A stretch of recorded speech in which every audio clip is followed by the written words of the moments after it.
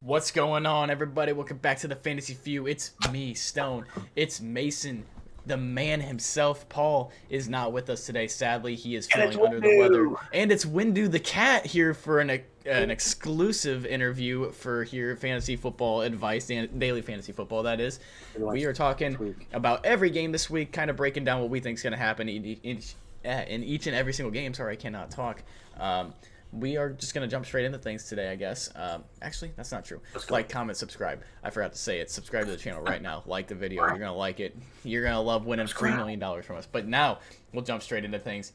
And we're talking very quickly about the Chargers and Raiders. If you're doing DFS stuff for Sunday, this game typically isn't involved. But if you're doing just the Sunday night stuff, we can just glance over it for a second. If either team wins, they're in the playoffs. So it's going to be an interesting game. Some guys to really start like most likely Hunter Renfrow and Austin Eckler. We're thinking those two guys have the easiest matchups, and Renfro's all they got in Las Vegas, and then Eckler's just got an easy matchup against that Raiders defense. But we're gonna glance over that one. Yeah, guys. We're just gonna move straight to the Niners and Rams. Nope, Mason doesn't get to talk.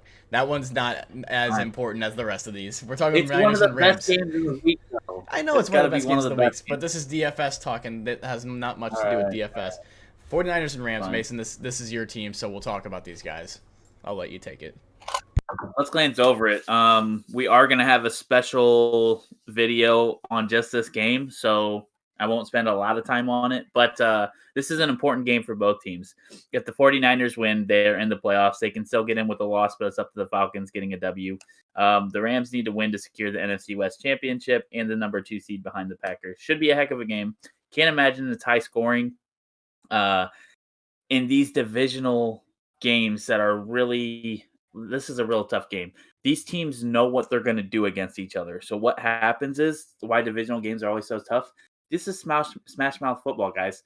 These guys come in and it's who wants it more, who's going to play harder, who is the better, who's more talented. And these games, like it's just so crazy. But I do like Sony Michel, even though Cam Akers is coming back off of injury. That whole Achilles mess, it is wild that he's able to play. Cooper Kupp is a must start. He's going to break that record this week. He's going to get a touchdown. And then we all know the Niners are going to feed Deebo Samuel. They are going to feed Deebo Samuel. We are going to have such a hard time stopping that guy, as well as George Kittle. We do not have the linebackers right now to stop him. George Kittle's probably going to have a heyday as well. So, do you have anything to say on that? Not much to say. Pretty much everybody in that game I could see having pretty solid stats. I could see Cam Akers going out and being a cheap option. That's a good option for DFS. Sony Michel's been a monster as of recent. But the only guy that I'm really thinking is like a huge security blanket is Cooper Kupp, as he usually is. But this week it's different because he needs 130 yards for the record. And I think the Rams are going to force him to get that. That's 14 fantasy points right there just going for yards alone. You're not counting the catches on top of that. You don't even have to say they're going to force it. Cooper Kupp is the heart and soul behind that offense. For the Rams to win, they need to get Cooper Kupp involved. That is true, that's just but it will be forced as well. It won't be forced and it will be forced because they are going to get him that record. The Rams don't need to win this week; they're already in, but they would like to win this week. Next thing we're going to talk about Colts and Jags. Not that big of a game. The Colts should just run straight over the Jacksonville Jaguars. But there are a few interesting starts. Obviously, Jonathan Taylor. He's another one of those guys this year that's just been a free 20 points every single week. He's expensive, as he should be. Easy start. Indianapolis's defense, very good defense. Jacksonville's offense, not much. Jacksonville, they have nothing going on offense right now, but I will say that Dare and Gumbawale in the last couple weeks has gone over 13 points in both games, so he is somebody worth keeping an eye on. But we can move straight into the Steelers and Ravens, and I'll let Mason talk about this game a little bit. Real quick, I want to backtrack just a second. The Colts 100% need a win to get in. Michael Pittman might be an option. Jags are allowing over 120 rushing yards a game, so that's why it's just money for someone like Jonathan Taylor to be picked up. I also think the Colts, since they are in a must-win situation, they need to destroy the Jacksonville Jaguars, so they need to not let anything happen on offense for the Jags. All right, I'll move into Steelers versus Ravens. The Steelers have a slim chance to get in the playoffs with a win. The Ravens will have a chance to get in with a win. This is another one of those tough games. I do not know who to start. I think it's probably going to be low scoring. I think Najee Harris is probably one of the only guys you can be confident starting. The running backs for the Ravens. We know they're going to run the heck out of the ball, whether it's Tyler Huntley or Lamar. I do not know. Stone was mentioning something earlier. Marquise Brown is 40 yards away from 1,000 yards. I'm getting some extra incentives, some extra cash on his checks, whatever flowing through. That's all about as much as I got to say. It's going to be a good game to watch, but fantasy, it's going to be tough. It's another thing to think about. Could be Big Ben's last game of his entire career, so maybe he goes and shows out for the Pittsburgh Steelers as well, and that might mean good for Deontay Johnson and Chase Claypool. Chase Claypool's an outlier for me, but he was about 120 yards, I believe, away from 1,000, so that could be an incentive-based thing if he goes off this week. Something to keep an eye out on. I don't see it happening, but I can see Big Ben having a big day. Moving on straight into the next game, Saints and Falcons. I don't know about this one. This is just a game that's all over the place. There's not much talent to look at there. There's Alvin Kamara. Now, I think everybody knows Alvin Kamara is a stud, even though he hasn't had the greatest of seasons. Probably definitely the worst statistical season of his entire career at this point. But against the Falcons, who always seem to give up 1 trillion points to the running back, I think he's a pretty easy play. Mason, do you got anybody else from either of those teams that might be a solid play this week? I do like the option of Marquez Callaway. Now, last time he played the Falcons, he didn't do a whole lot. But the Saints are trying to get in the playoffs at all costs. Another divisional game, another big game. They're going to need to throw the ball. Marquez Callaway has been actually doing decent. You know, that was one of me and Stone's guys early in the year. We were huge on Marquez Callaway. He had his ups and downs, but he's actually starting to get pretty consistent. He is a guy that can go in and get you 10 to 20 points. Hopefully, Atlanta's pass defense is like 30th in the league. They're not good, but it's going to be a divisional game. We can't hope for a high-scoring game for this one. If A.J. Terrell is shadowing Marquez Callaway, that does kind of scare me, though. However, A.J. Terrell doesn't seem to shadow people. He's usually moved around on the offense or on the defense. So Marquez Callaway should have a chance to do a little bit of something. In terms of Atlanta's offense, I'm kind of avoiding it like the plague. Mike Davis isn't worth anything. Cordell Patterson hasn't been getting touches. Matt Ryan's not been good this year. And then that's really all I got. I mean, I guess you could say Russell Gage could have a decent game, but the Saints defense is so good. Saints defense is a pretty good play in fantasy as well this week. We're going to move on to games now that are being played for a possible number 1 seed. So you got the Titans and Texans. The Titans, they win the game. They take the number 1 seed in the AFC. And they need Kansas City. Well, they don't need Kansas City to lose. Kansas City needs Tennessee to lose. So Tennessee just needs to beat the Texans. Texans aren't the greatest team in the world, but they play teams tough. I'm not too worried about that. I think Tennessee's going to win. However, I just can't really see much fantasy viability in this game from either team, for that matter. Maybe Brandon Cooks would have a solid game. I think Brandon Cooks is always, right now, this year, Brandon Cooks, if you have him, if you have the luxury of starting him in DFS, if you can afford him in a flex, whatever, I think he's a guy you got to start. He's one of the most underrated wide receivers in the league just because he's on the Texans. But him and Davis Mills can go out there and get it done. Davis Mills might be a sneaky start, guys. He could go out there and throw 2-3 touchdown passes. I think that is a very big possibility. We know the Texans have been playing team stuff. The Titans, though, they should get the dub. And for some reason, if the Texans do keep it close, all the starters should stay in. But otherwise, look for Donta Foreman to get some decent rush yards. He's been showing out. This is going to be one of those ugly Titans wins, in my opinion. One of the ones that's like 13 to 7 or something like that. I can see it like from a million miles away. It's going to be one of those games. But we'll talk about the next game that has that number 1 seed implications. There's actually a third one, but that's in its own category for now because of we'll talk about it later. I don't need to talk about it now. Yeah. Chiefs and Broncos right now, Mason. I'll let you take the lead on this one. What you got? Yeah. If the Chiefs win this game, they still have a shot at the number 1 seed, like the Titans lose. But the Chiefs have already clinched the AFC West. A loss could drop them below the Bengals and Bills in the seeding. They should be playing to win. They need to stay sharp, especially after that huge loss to the Bengals, which could be slightly a confidence killer, but they do know that they went in and they played their heart out. As far as starting fantasy for DFS, you can always start Mahomes. You can always start Tyreek Hill. You can always start Kels if you want to pair up the big 3 and go big for the Saturday game like we talked about. previously in a DFS lineup, I think that's a solid option. As far as the Broncos go, I think it is viable to start either Javonte Williams or Melvin Gordon. I do believe that is their key to success if the Broncos want to win. Drew Lock will be playing quarterback more than likely. In a Saturday slate, yeah, we already talked about this in a previous video. In a Saturday slate, it's pretty nice to just stack the Kansas City Chiefs big three, in my opinion.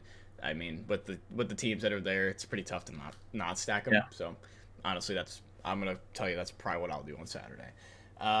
Going on to clinch playoff spots, but need a win for playoff positioning. We got the Bills and Jets. Bills need to win to keep their lead in the AFC East. The Patriots play at the same time, so they won't be able to know the outcome of a game before they play it. So they should be playing all out here, and they're playing the Jets. Granted, the Jets play teams tough. What does that mean for the Jets fantasy? What does that mean for the Jets fantasy-wise? Braxton Berrios probably won't have 2 touchdowns again. That's hard. The Jets are all over the place. I'm staying away from them this week because the Bills' defense is good. I don't think it's going to be as close as the Bucs game this week. I think the Bills are going to blow them out. And I think Josh Allen and Stephon Diggs are going to be the prime reason why that is a thing. I like it. I like it a lot. I think you said it all right there. I don't have much to touch on that. All right, but do you have much to touch on the Patriots and Dolphins by chance? Do you have anything to say there? I do. The Patriots still have a shot at the AFC East title, and even the number 1 seed. If multiple upsets happen, the Patriots should play to win at all costs. It's Miami Dolphins is a very, very tough team. Now, they got dog walked by the Titans last week. I think it was just one of those games. Miami had been way too hot for too long. The Patriots should not snuff at that. They will not snuff at that because Bill Belichick is an amazing leader. He will have that team ready to play come this Sunday.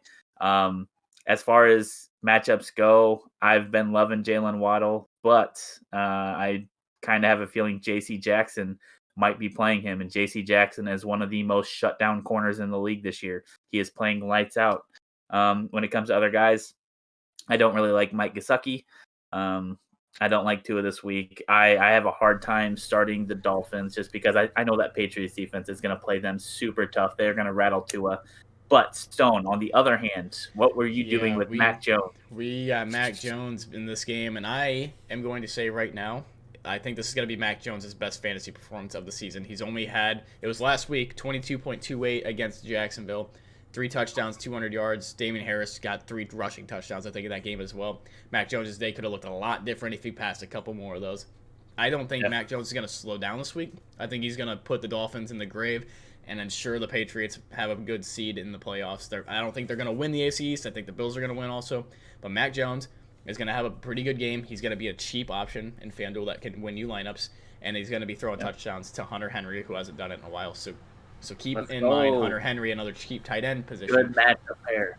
That unlocks you a lot of money to get other players at other positions. We'll move into the next game.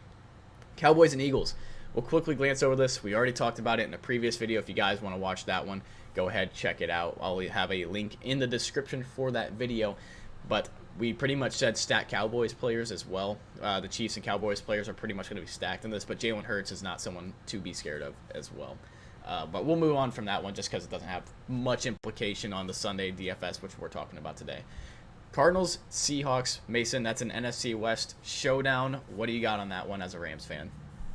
The Cardinals can still win the NFC West if the Rams lose to the 49ers, giving them the number 2 or the number 3 seed, depending on the other matchups. They're locked into no worse than the 5 seed, but there's plenty of reason to go out and try to win this game. Cardinals have not done great as of late. They had a huge game last week. If you listen to our live stream, you heard it here first. I called the Cardinals winning against the Cowboys. Seahawks are going to play tough. We know it. Russell Wilson, this could quite honestly be his last game. What better way to go out than throttling the Cardinals? I don't think they will, but I know that Russell Wilson is going to give it to him. You're going to have some Tyler Lockett love. You're going to have some DK love. I really like Tyler Lockett this week. I just have a feeling it's going to be one of his huge weeks.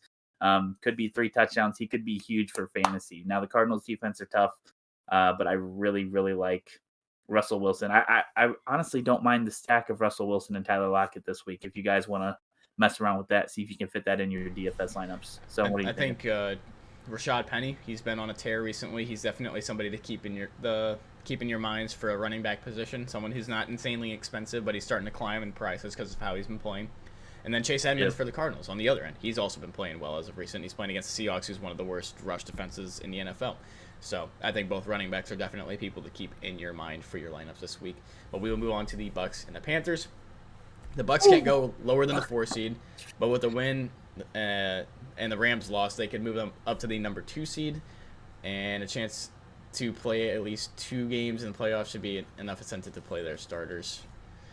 The Buccaneers are going to kill the Panthers, in my opinion. So I don't think the Panthers have anyone even worth noting that's going to do well in this game. Tom Brady, last time he played, actually didn't play very well. I don't think he's going to be a quarterback that you should target in FanDuel, just because I don't think he will be a top 5 quarterback in fantasy this week. However, I can see like Gronk doing pretty well. Mike Evans, obviously, will probably do pretty solid. But my steal of this week, and somebody I will say that is going to be in my FanDuel lineup that you'll be able to check out after this video at some point, is Cyril Grayson. He came in last week, had 8 catches, 86 yards, and a touchdown, and that was all pretty much in the back half of the game. Cyril Grayson is pretty good, man. I like him a lot. He was a track star. I was a track star, so this bomb of my track stars. Yeah, we're the exact same human being. I think he's gonna have a big game. He's somebody that's gonna be worth playing in fantasy this week. Guys, the Bucs are going through adversity right now. We know Antonio blowing up the media. Seems Tom Brady always does good when it comes to stuff like this, when it comes to playing through adversity. They are going to prepare. They are not – I know they are not going to lay down this week. I bet Tom Brady has all the reason in the world right now to go out there and throw 4 touchdown passes and 400 yards. Might be a great DFS pick. You either pair him with Cyril Grayson, you either pair him with Gronk. You can throw Mike Evans in there if you want. I think that it's going to be good for you guys on your end if you do that. All right, now let's move into the resting starter section. This is the first game is going to be the Packers and Lions. Rodgers says he's playing, but if it's true, it's only going to be for a series or 2. He's 30 yards away from 4,000 yards on the season. My best bet is they're trying to get him an incentive of hitting 4,000 passing yards. And then as soon as that incentive's hit, they'll just sit him for the rest of the game because they do not need to win. The number 1 seed's already locked up. The Packers do not need to play many guys. Aaron Jones most likely won't play much because of his injury. Just rest him until the playoffs, get him back for the divisional round. I think A.J. Dillon is somebody worth starting in FanDuel this week. He is somebody who's been playing pretty well. And he is, if Aaron Jones isn't in the picture and Aaron Rodgers isn't in the picture, I think Dillon's going to be a guy you go for. If Rodgers does end up sitting and his backup, that I can't remember his name right now because I hate him so much. Jordan Love. Yeah, Jordan Love. I'm a Bears fan, by the way, guys. That's why I don't like him. Don't start him. He's not the greatest in the world, so I'm staying away from him. And in terms of the Lions, don't start him. I'm staying away from the Lions for the most part as well. But Mason likes. Let me chime in on this. So if you look at the matchups, you do not like starting any Lions. But if you think about this, if the Packers are taking it easy and they're sitting some key guys, the Lions are still going to be playing all lights out. They're going to play to win this game. Dan Campbell is a tough head coach. He's going to play to win every week. Jared Goff is in my lineup this week. I think you guys should at least think about starting Jared Goff. Not only starting Jared Goff, you should think about pairing him with Amon-Ra St. Brown. He has been on a tear this year. One of the best rookie wide receiver seasons we've seen, even though it's being overshadowed by Jamar Chase. I think the Lions could come out and put some points up on the Packers, regardless of what you guys see with the stats. And, it doesn't look like a good matchup. That's just because it isn't if all the starters are playing. So now we're taking these key starters out. Let's see how the Lions can do against this tough Packers team. That's all I have to say on that. Yep, and the next game is the Bengals and the Browns. The Bengals are also just sitting people. Joe Mixon's not going to be playing this week. So, in my opinion, the Bengals are a team that you kind of stay away from. You have some interesting plays here for Cleveland. Jarvis Landry might be good this week. Donovan Peoples-Jones could be good this week. Case Keenum could do something this week. But I just don't really see it out of these guys.